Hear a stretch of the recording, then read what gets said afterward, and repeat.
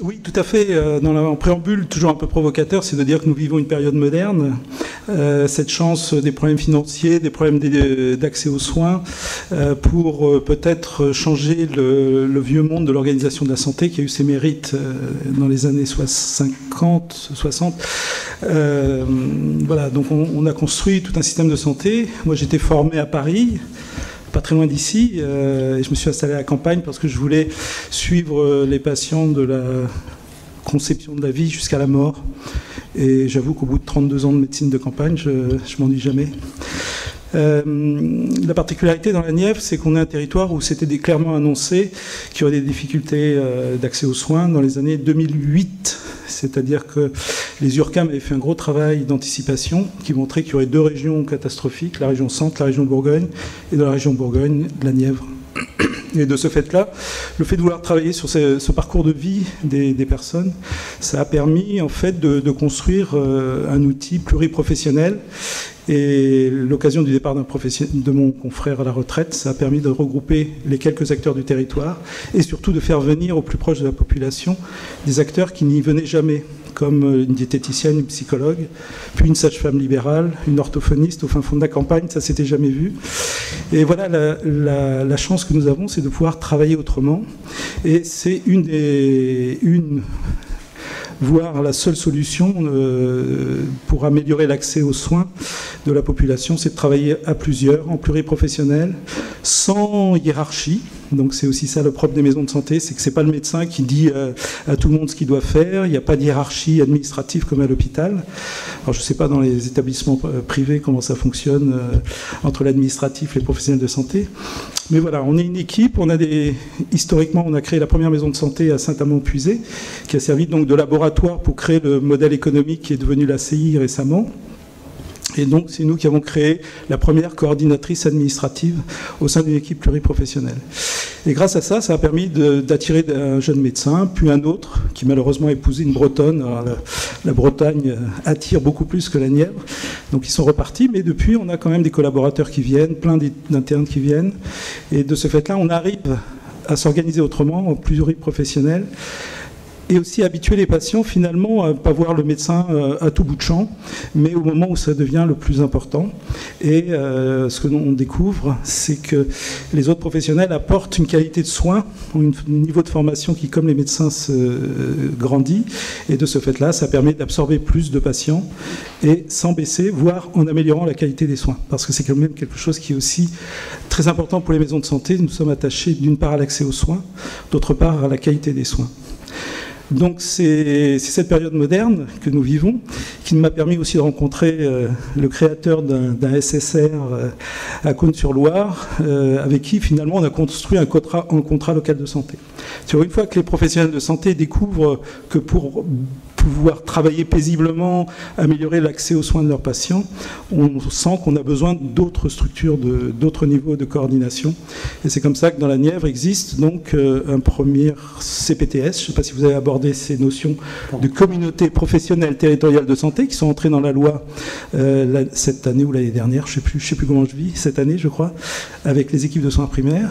Et de ce fait-là, les professionnels qui sont organisés construisent des outils grâce aux financeurs avec qui on a tissé historiquement des relations de confiance depuis plus de 14 ans maintenant. Et de ce fait-là, nous construisons des outils qui permettent aux patients d'avoir un parcours de santé ou un parcours de soins, mais aussi parcours de santé parce qu'on fait aussi de la promotion de la santé. On essaie depuis 14-15 ans d'éduquer les enfants à la santé, d'essayer de prévenir les pertes d'autonomie chez les personnes âgées, de travailler le lien entre les établissements et les acteurs ambulatoires, car grâce aux maisons de santé, on est clairement identifié sur le territoire. On a pu expérimenter diverses organisations qui ont permis de tisser des protocoles avec l'hôpital, avec les SSR, avec les EHPAD. Et grâce à ça, on a aussi un outil qui permet, je pense que j'arrivais au moment de la télémédecine, qui permet aussi de développer la télémédecine. C'est-à-dire que nous faisons de la téléexpertise dermatologique déjà depuis plusieurs années, des holters, rythmique, donc pour mesurer le rythme cardiaque des patients, mesure ambulatoire de pression artérielle, bientôt dépistage de syndrome d'apnée du sommeil. Et puis on commence aussi les téléconsultations, parce que voilà, nous sommes à peu près bien dotés à Saint-Amand, on a quelques points qui sont à peu près bien dotés autour de nous, et donc il est important de pouvoir prendre en proximité en charge les patients. On voit bien que les jeunes générations, avec les nouvelles technologies, sont très branchées téléphone, smartphone, Internet, on reçoit des mails, etc. Et du coup, dans les maisons de santé, on peut aussi dédier un professionnel pour accompagner pour des téléconsultations, notamment en psychiatrie et en gérontologie.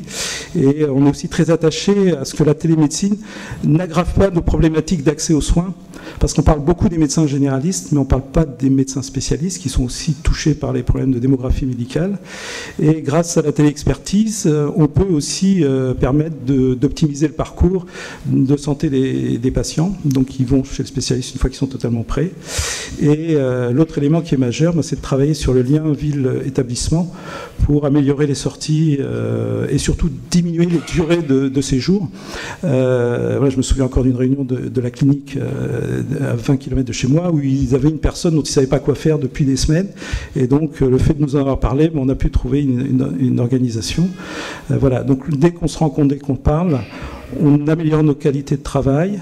Et le travail pluriprofessionnel articulé avec le médico-social, c'est vraiment une très très belle expérience de travail qui permet une efficience, d'améliorer l'organisation du système et aussi l'efficience du système de santé. Alors justement, je sors du ministère de la Santé où on travaille sur un appel à projet qui va être publié en janvier justement sur des nouveaux modes d'organisation. C'est pour ça que je suis en retard, plus la manifestation des ambulances et puis une erreur de métro.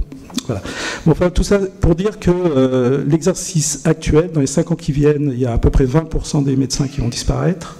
Donc si on attend encore un système qui est centré sur le médecin uniquement, on va droit dans le mur, quels que soient les territoires. Pas dans le 5e, mais 18e, 20e, les banlieues, à 30-50 km de Paris. Donc il est vraiment important de revoir nos organisations. Et j'avoue que j'ai accepté avec plaisir cette rencontre parce que je pense qu'on a un vrai travail à faire, un vrai lien avec tout ce qui est les MCO, c'est ça, non, pas trop les obstétriques privées, enfin ça dépend des territoires, mais chirurgie, où il faut vraiment qu'on travaille en amont pour éviter les ruptures de parcours à la sortie. Et tout ça, on peut le faire parce qu'on a une coordinatrice qui organise des réunions, qui rencontre les cadres des établissements. J'ai rencontré au début avec la directrice de la clinique, le directeur de l'hôpital, avec ma coordinatrice. Après, j'ai rencontré les médecins, et puis après, j'ai laissé la coordinatrice avec les cadres pour organiser les parcours, voir quand il y avait des problèmes. Et je ne rêve qu'une chose, pas qu'une chose, mais la chose à laquelle je pense en vous voyant, c'est la formation pluriprofessionnelle ambulatoire établissement. C'est-à-dire que si on pouvait passer ne serait-ce que 2 jours de formation, un jour chez les libéraux pour voir comment ils travaillent et autour des problématiques de parcours ville-hôpital, et un jour dans l'établissement pour découvrir les problématiques des professionnels en établissement, ça serait déjà une très très belle avancée. Et le lien avec les EHPAD va naturellement avec tous les outils modernes de télémédecine, les systèmes d'information auxquels on peut accéder à partir de nos bureaux. Et là, c'est un appel du pied pour qu'on fasse des vrais systèmes d'information qui soient centrés qui intègrent le suivi des patients et non pas des outils médico-administratifs des EHPAD, parce que c'est souvent pour nous très compliqué de gérer un suivi de patients. Bon, ce qui se passe quand même en formation de médecine générale, c'est que les internes font maintenant depuis au moins un an en milieu libéral, en milieu ambulatoire de médecine générale.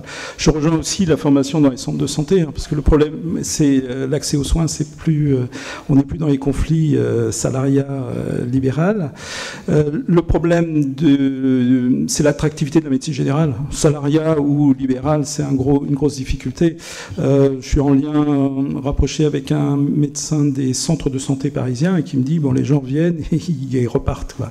Et on a un peu la même difficulté de s'engager dans une profession qui a été comment dire, on va dire qu'on a laissé de côté pendant longtemps, on a laissé les soins primaires pendant longtemps de côté, sans investissement, sans modernisation. Et c'est quand les médecins partent à la retraite, c'est quand l'hôpital ferme ses lits, c'est quand on fait de la chirurgie ambulatoire qu'on se rend compte qu'on réalise qu'on a besoin d'une équipe en face qui soit solide et qui soit coordonnée, comme si c'était à la clinique après une pose de prothèse. On a besoin derrière d'une infirmière qui travaille avec un médecin. Donc ce manque d'investissement, il commence à évoluer parce que, d'une part, les maisons de santé, avec les coordinatrices, et maintenant le financement qu'on appelle ACI, accord cadre interprofessionnel, qui permet d'avoir des dotations pour les maisons de santé qui vont, selon les équipes, de 50 à 100 000 euros, qui permettent de financer la fonction de coordinatrice. Il y a très peu de coordinateurs.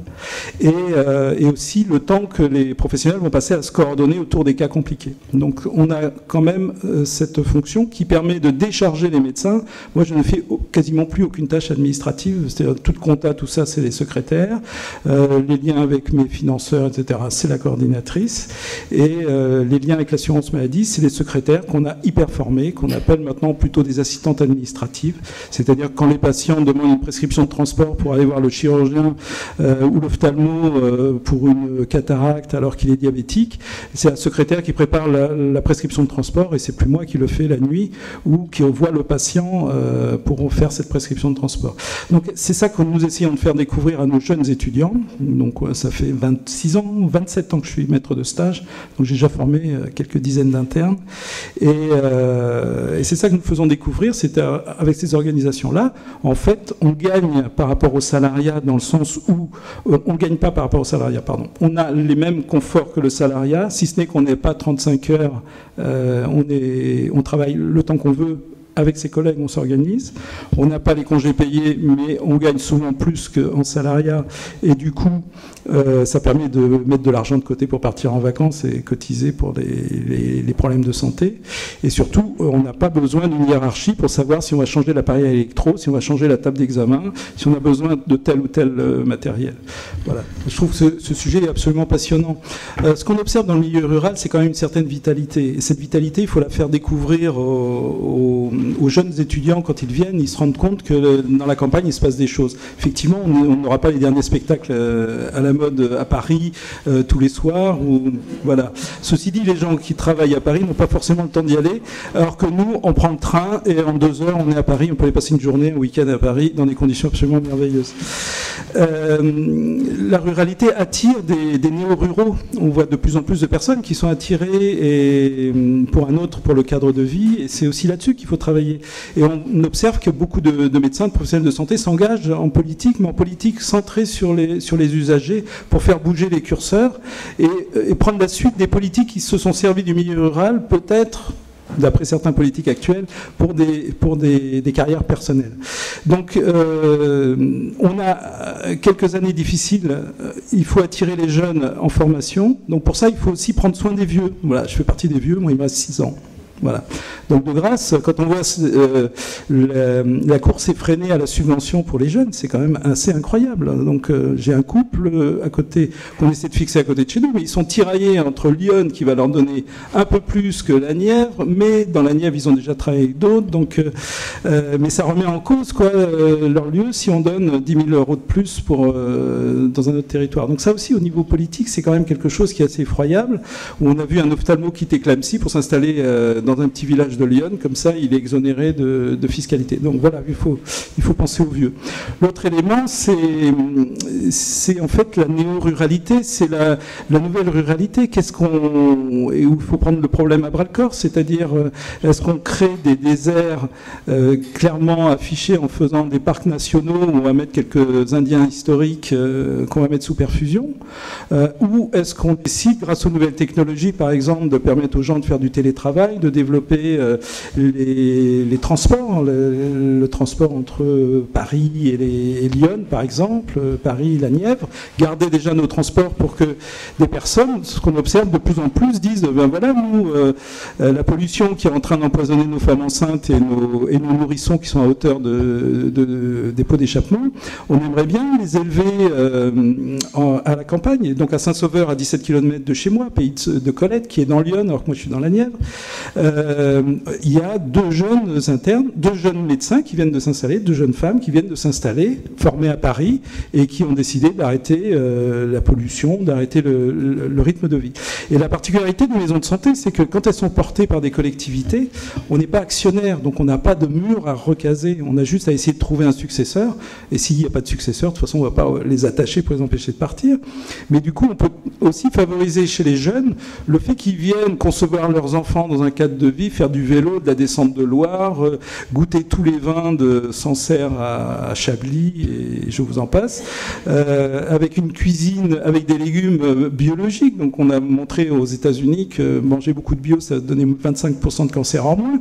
Donc voilà, est-ce que la clé de la santé n'est pas de vivre à la campagne? Et c'est tout ça qu'il faut qu'on arrive à montrer, et sur lequel on est très attaché avec Bernard, avec Frédéric, pour attirer les jeunes. Donc je crois qu'il y a une chose dont il faut se méfier, c'est de s'asseoir et de se lamenter en disant de toute façon c'est foutu, on n'y pourra jamais rien, quoi. Donc il faut retrousser les manches, travailler tous ensemble, et les contrats locaux de santé sont merveilleux pour ça, parce qu'on partage entre les élus, les établissements, les professionnels, et on construit des outils, et du coup la santé de la population, elle est peut-être pas si mauvaise que ça finalement.